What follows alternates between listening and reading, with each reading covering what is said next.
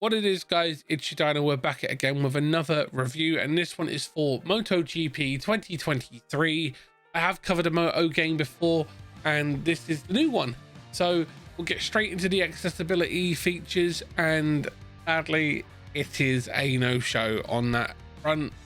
This is being played on the PC, so that is where you'll know more about my PC specs later on. I'll talk about that later on, but in the accessibility department, the only accessibility they have is in regards to a controller.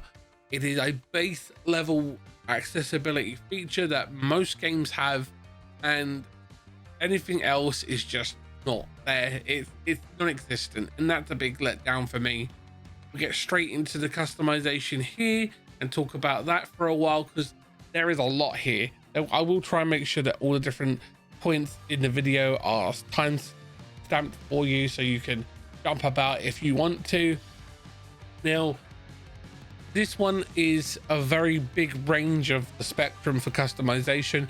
You can customize your character, how they look, their name, their nationality, and all that stuff.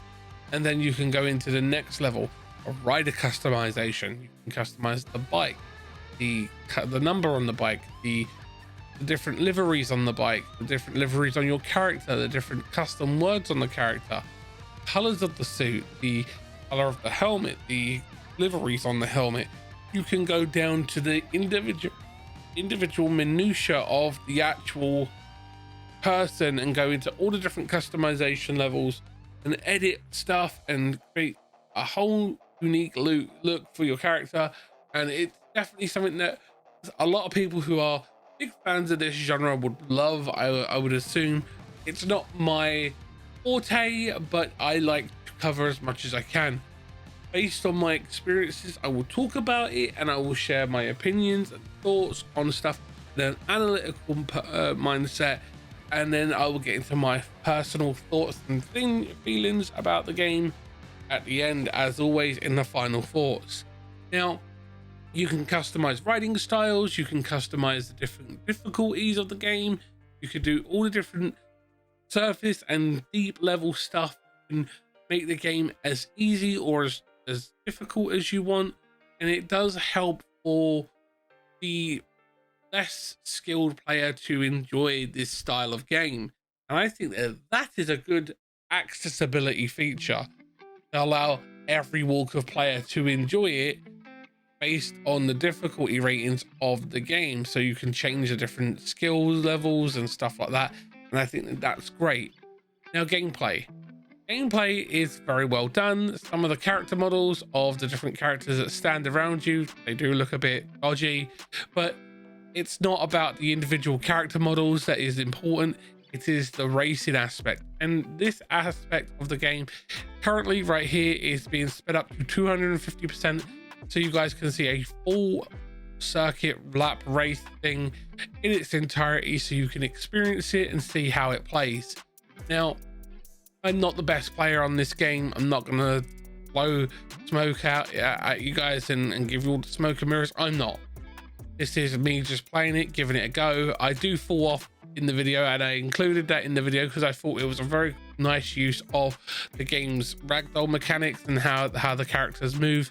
And they do come off the bike. You'll see that later on.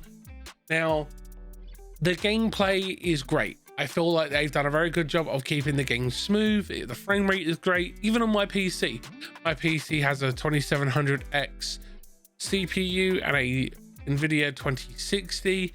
It's not the most up-to-date machine. I would love to have a more up-to-date machine running newer GPU and CPU and everything, and all the bells and whistles of the new technology, but I don't have that yet.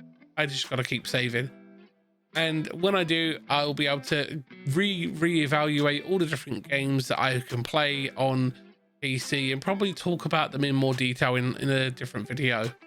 Now, that being said, I will go into the player recommendations and remind you guys, try and smash that like button. It's greatly appreciated. It's how the channel grows, and it tells the YouTube algorithm that you guys like the content. Don't forget, there's also the comment section as well if you want to share your thoughts and opinions down there as well, because I always try and engage with you guys there as well, so we can share in a diverse conversation. Now, the player recommendations is kind of focused a bit more this time. It's more aimed at people who like MotoGP. Given the fact that this is a MotoGP game, you know, it kind of sounds a bit redundant. Why would it not be tailored to that?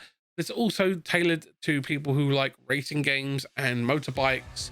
I feel it's also definitely one that you could get your community involved with.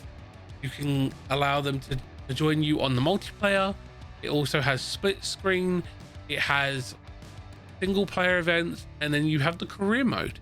So those being that being said, those that kind of influences the player recommendations, because if you are more inclined to play these sorts of games because you just like to pick up and play, it has something for you. If you're more into the career side of it, it has something for you.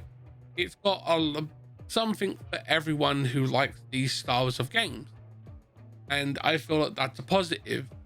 The only negative for player recommendations is if you're a content creator. This game, I don't feel, in my opinion, would be a good fit for streaming content creators, because it does require a higher level of concentration. That being said, it depends on the skill level you play at. It's again another little asterisk or caveat for you to take into consideration.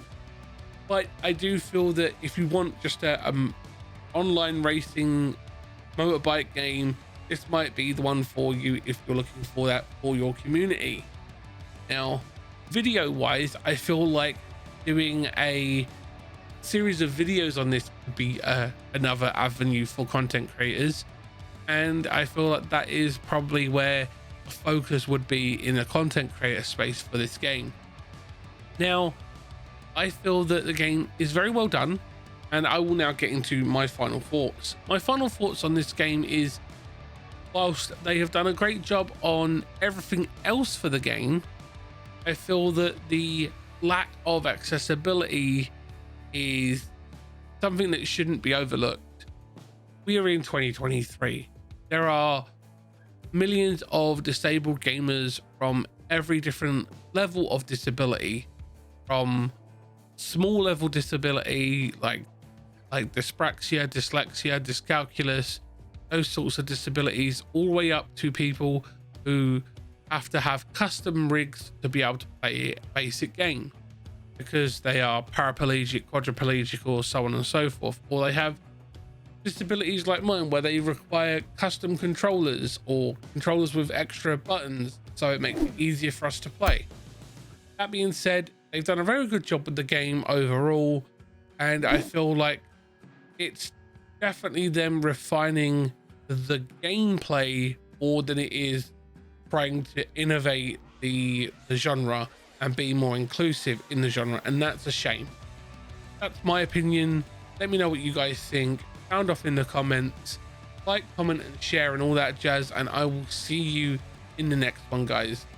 Check out the last review we did, which was of Ghostwire Tokyo, and I will see you in the lives. Bye, guys.